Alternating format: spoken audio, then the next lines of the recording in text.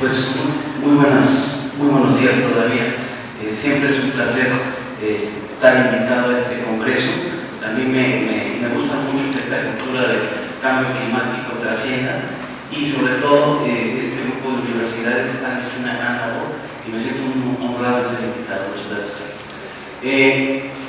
Bueno, pues hay mucho que hacer en eficiencia energética aquí y para eso se creó la Comisión Nacional para el Uso Eficiente de la Energía. Antes era la llamada CONAE, Comisión Nacional para el Ahorro de Energía. Obviamente la comisión no puede hacer todo el trabajo, pero sí tiene que ser, digamos, pues un director de orquesta de lo que se está haciendo en México. A nosotros nos toca la parte de transporte, que es la más, digamos, el mayor costo, pero ahorita lo vamos a ver, será el transporte. Entonces, yo les puedo dar los campos. Ok, la siguiente. Bueno, cuando hablamos de eficiencia energética en el transporte, si ustedes investigan allí en internet directo, ¿no? Eficiencia energética en el transporte, la mayor parte de las publicaciones que van a encontrar tienen que ver con un concepto muy anglosajón, yo diría, que se llama el famoso, es así, ¿no? Y de hecho está en inglés.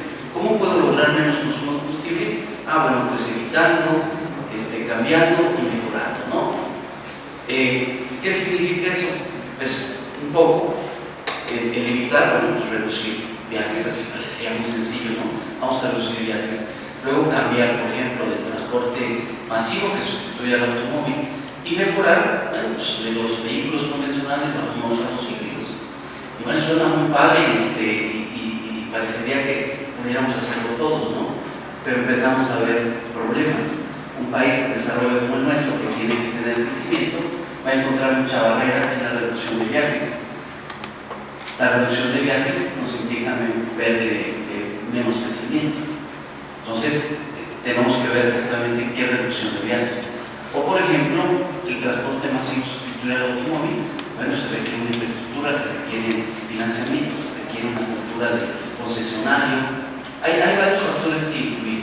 Y la tecnología más eficiente, costo de tecnología, pero ya lo vemos acá, hemos tenido el vehículo híbrido a un precio muy alto y entonces tenemos que esperar todavía un poco más para que podamos hacer más accesible la nueva tecnología. Eso nos pasa en México. Parecería que bueno, esto que se diseñó no aplica al 100%, yo lo diría.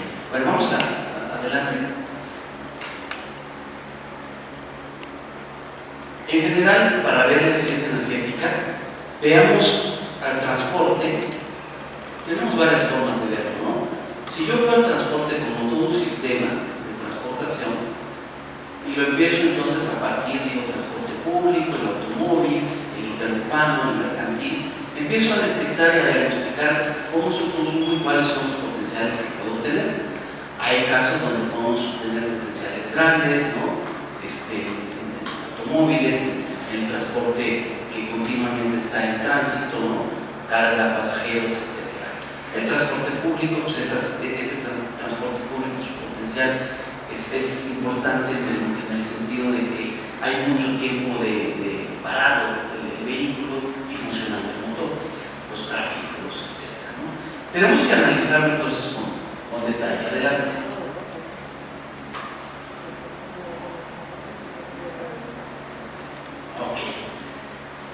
Les decía yo, hay varios participantes para obtener los ahorros, ¿no?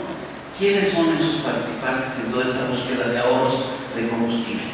Por ejemplo, en primer lugar, el gobierno, ¿verdad? Nosotros tenemos mucho trabajo que hacer. ¿Qué tenemos que hacer? Pues hacer regulaciones, normas, ofrecer asistencia técnica, promover, dar incentivos, hacer desarrollos, producir desarrollos que a lo mejor son muy costosos para la industria, para el usuario, y nosotros deberíamos de poderlo hacer, ¿no? La industria de vehículos, que tiene que hacer? Ofrecernos tecnología eficiente energéticamente, también con costos, pues centrados, ¿no? Cumplir las normas, esto es muy importante, ¿no? Si hay una norma hay que cumplirla. En México dejamos de cumplir muchas normas, dejamos de cumplir muchas leyes.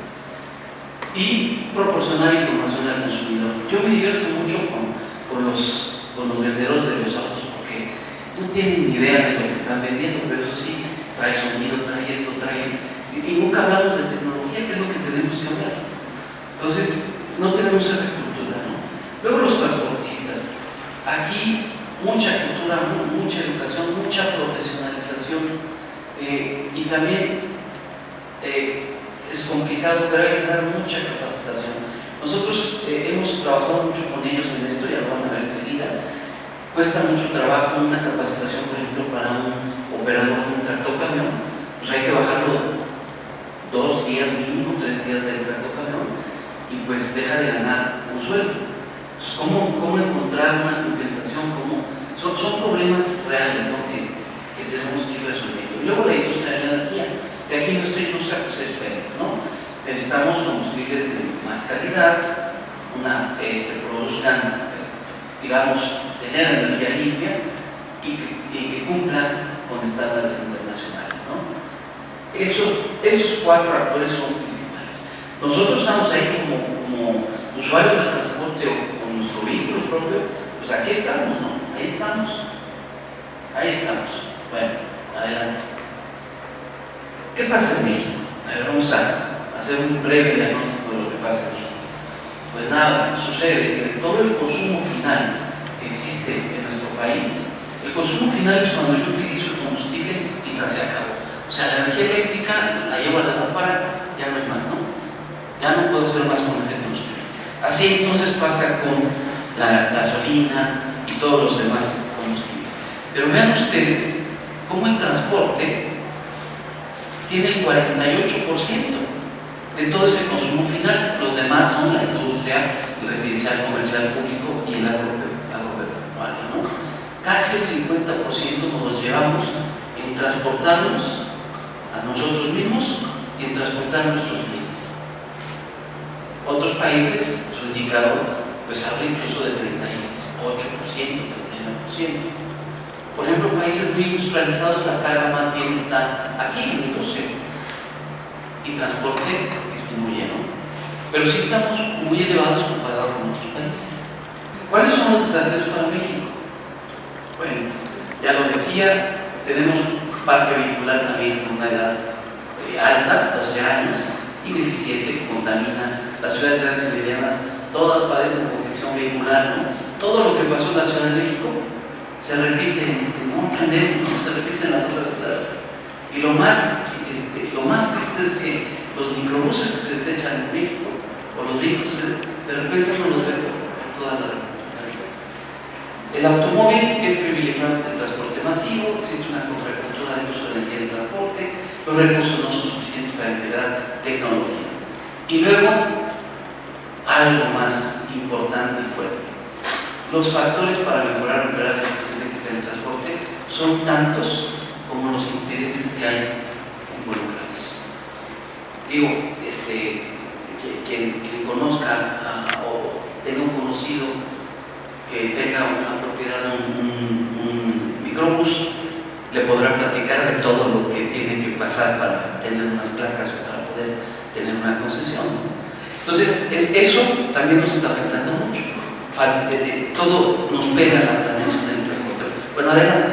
Es un tema para ponerse muy especializado, ¿no? Pero, ¿qué soluciones hemos dado en el país? Adelante. Bueno, el gobierno de Calderón, que fue un gobierno, ustedes saben, muy de leyes, ¿no? Se llevaron a cabo muchas leyes, pues también nos tocó a nosotros en la cuestión de la eficiencia energética, y entonces apareció en 2008 la Ley de Aprovechamiento Sustentable de Energía, que nos habla de hacer un uso óptimo en todo el proceso, ¿no? Nuestra comisión, a partir de esta ley, dejó de ser CONAE para ser CONUE, lo cual fue bueno porque ya por ley estamos establecidos y pues el Congreso nos tendría que desaparecer, ¿no? Su reglamento, que pasó después de un año, y el Programa Nacional de Aprovechamiento Sustentable de Energía, que estamos trabajando con él y al cual les invitamos también a todos ustedes, si tienen algunas propuestas de líneas de trabajo, con todo gusto las recibimos. Adelante. Son tres mecanismos muy importantes que se tienen que tener. Si nos regresamos un poquito, nada más quisiera decir lo siguiente.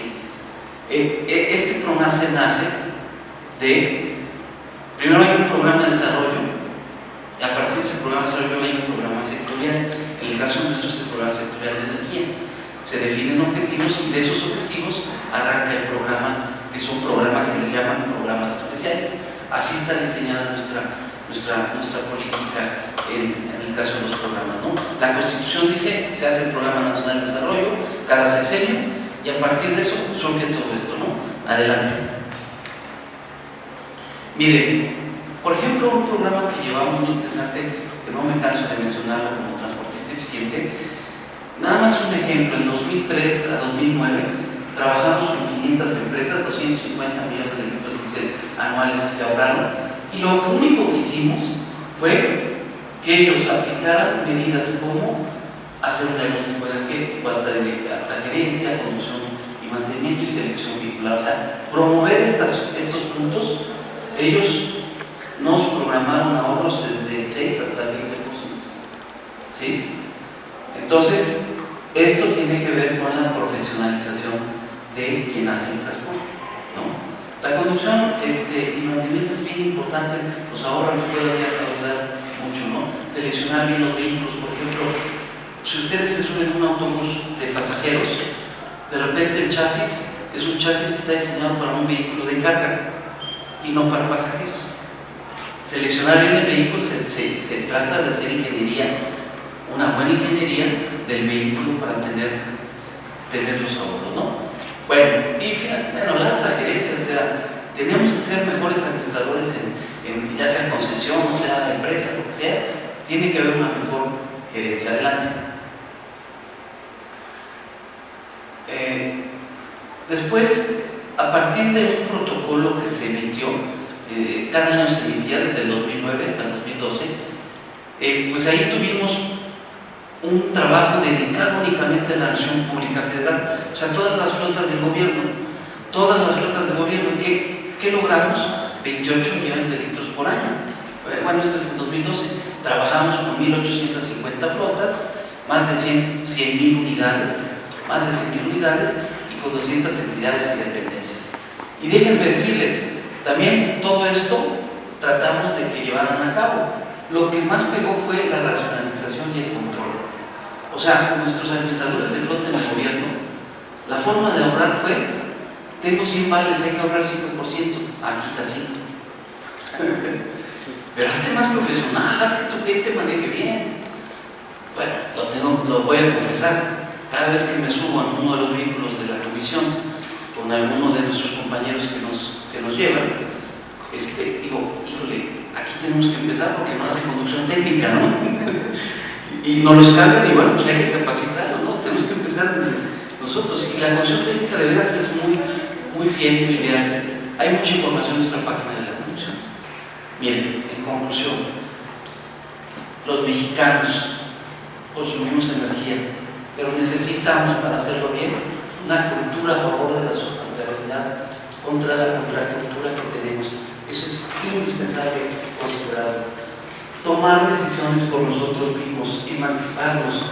Nadie más que los mexicanos tenemos que decidir qué caminos tomar en eficiencia energética. Por eso me agrada mucho que tengan estos procesos de cambio climático, que aquí mismo se estén definiendo muchas cosas. Más información, más investigación. De repente el gobierno va a siglas y ya cuando se topa y se quita, dice: caray, y pues 3 pasos para atrás. ¿Saben lo que cuesta eso? Entonces, es bien importante que la investigación también apoye al gobierno. El gobierno a lo mejor debe de acercarse más a lo que puede ocurrir en la investigación en México, ¿no? Usar eficientemente la tecnología, racionalizar, tener conciencia, el no uso, el uso indiscriminado por, no sé, por ejemplo, nos decía un experto en calderas, ¿no? ¿Cuál es la manera más fácil de que una caldera ahorre energía? Y todos decíamos 1000 cosas, ¿no? El economizador y esto y el otro, no, que esté apagada, ¿no? Bueno, inclusive, ¿no?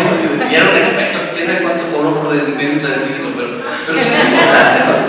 Entonces, los beneficios son muchos. Las acciones contra el cambio climático están ahí. qué bueno que hemos evolucionado. Me acuerdo hace algunos años, no muchos, pero sí algunos años, presidentes municipales, un presidente municipal en su discurso diciendo, tenemos que favorecer, tenemos que, ya olvidé la palabra exacta, pero decía, tenemos que apoyar y promover el cambio climático, ¿no? Pero no tenía ni idea de lo que era el concepto, ¿no? Entonces, tenemos, esto mismo nos lleva a la productividad, al ahorro de energía, en fin, una mayor sustentabilidad energética.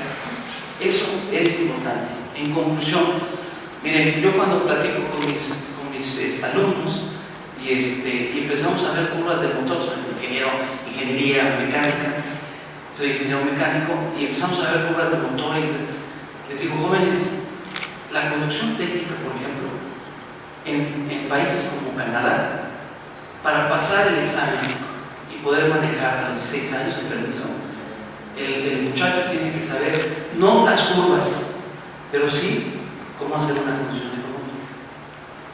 Y aquí pasan los años y bueno, afortunadamente ya unos lo hacen bien, ¿no? Algunas empresas, ADO, etcétera, nosotros trabajamos mucho con ellos, lo hacen muy bien, algunas empresas de tractocamiones.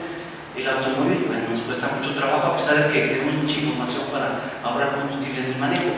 Tiene que ver con el uso óptimo del motor, nada más. Pero voy a poner algo más sencillo, olvidémonos del auto.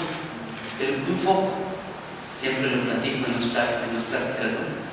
Yo me divierto mucho en los súper, viendo a la gente comprando un foco. Iba a comprar un foco eficiente, ¿no? Pues son, bueno, aquí, perdón Carlos por la forma de hablar, pero lámparas eficientes, ¿no?